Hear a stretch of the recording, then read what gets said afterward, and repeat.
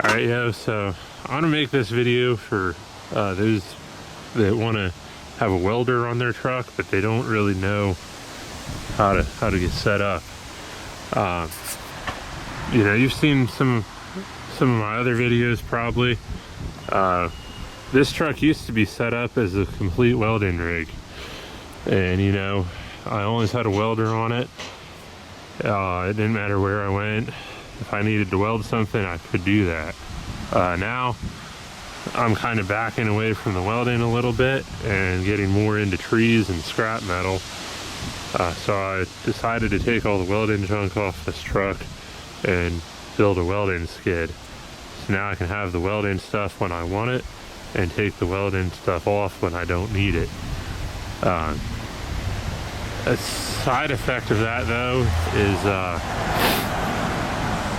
now when I actually do need to weld things, sometimes I may forget to put the welding skid on the truck. Usually, you know, if I'm going to go out and do a job where I know I'm going to be doing a lot of welding, I'm going to take the welding skid, obviously. But I ran into a situation here last week where I got caught with my pants down, you know. I drove 90 miles away to go hook up an electric motor on some dude's trailer jack.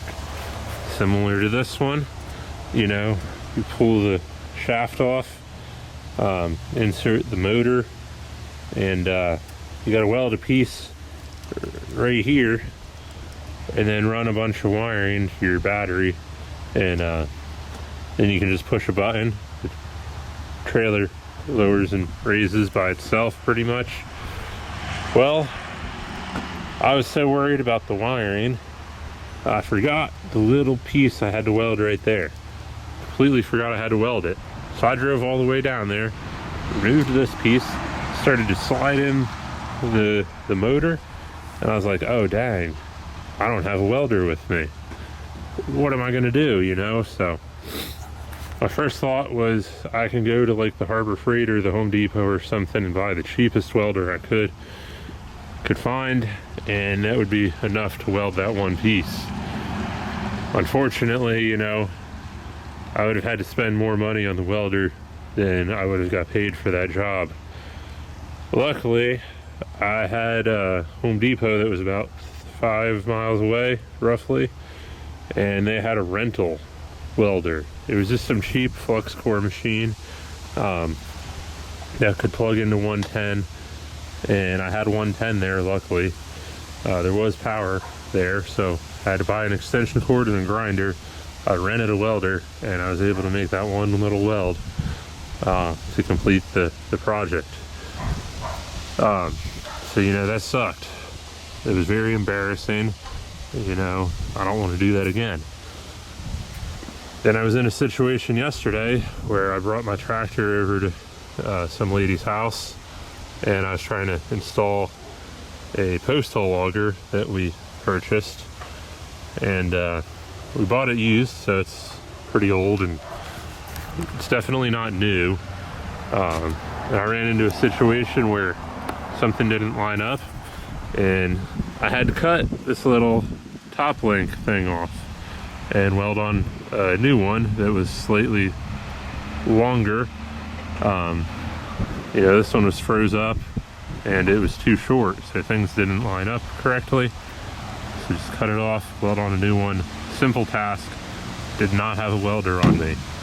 So I had to run to Tractor Supply to get a new thing, and luckily, you know, my house is in the middle of where I was and where the Tractor Supply is, so I was able to pick up my welder and plug into their power over there.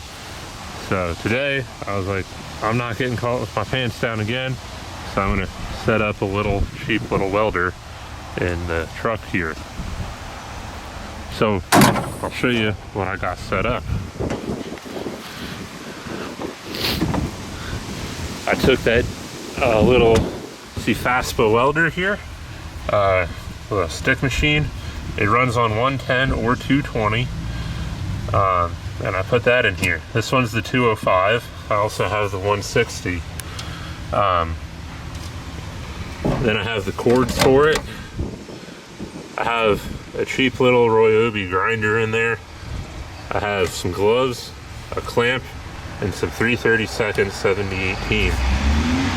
Eventually I need to get a different welding hood because I don't have enough to cover everything between the shop, the welding skid, the welding trailer, and now this.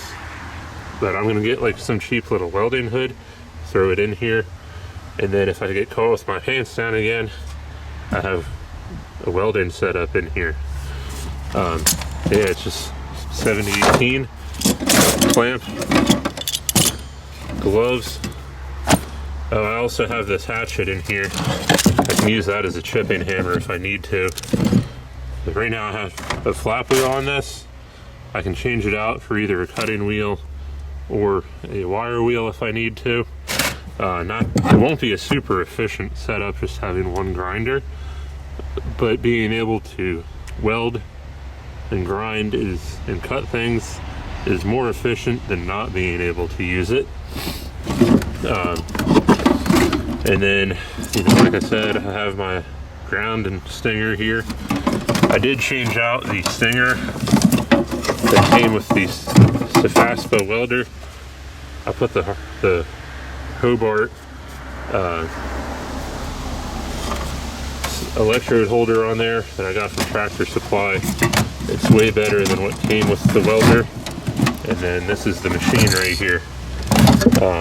The Sefaspa, they call it the 205 or 210. I think it's a 205 amp machine, but we've proven it can only go up to around like 150 or so, I think.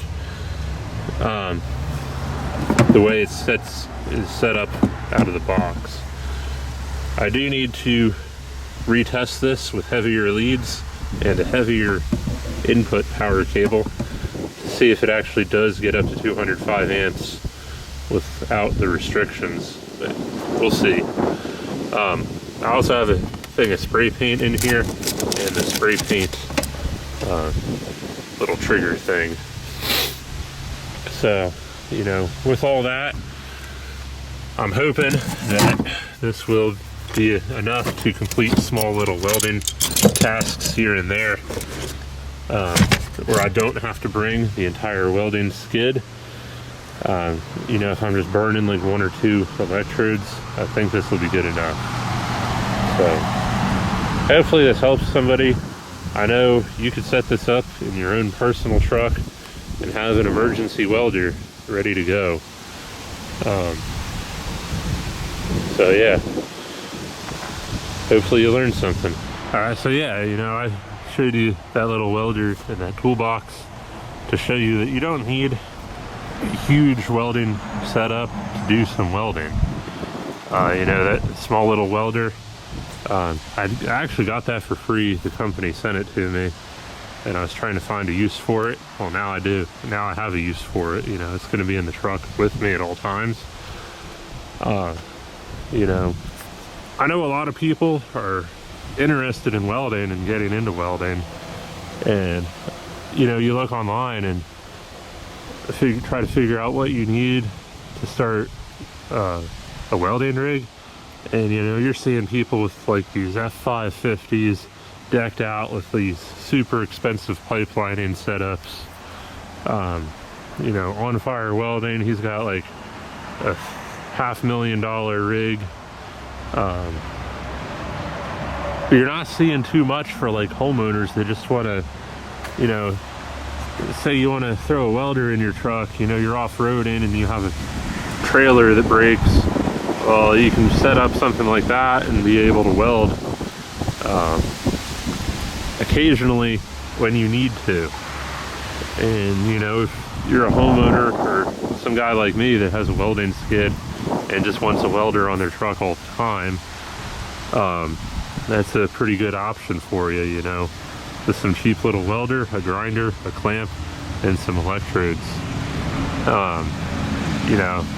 You can set up a huge rig if you want to, but just for the occasional welding project that has to be done, I think that would be a good solution for you.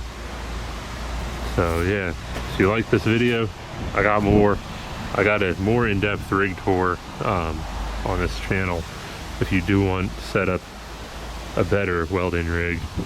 But just that little welder in there, you can do a lot with that thing. So I'll see ya.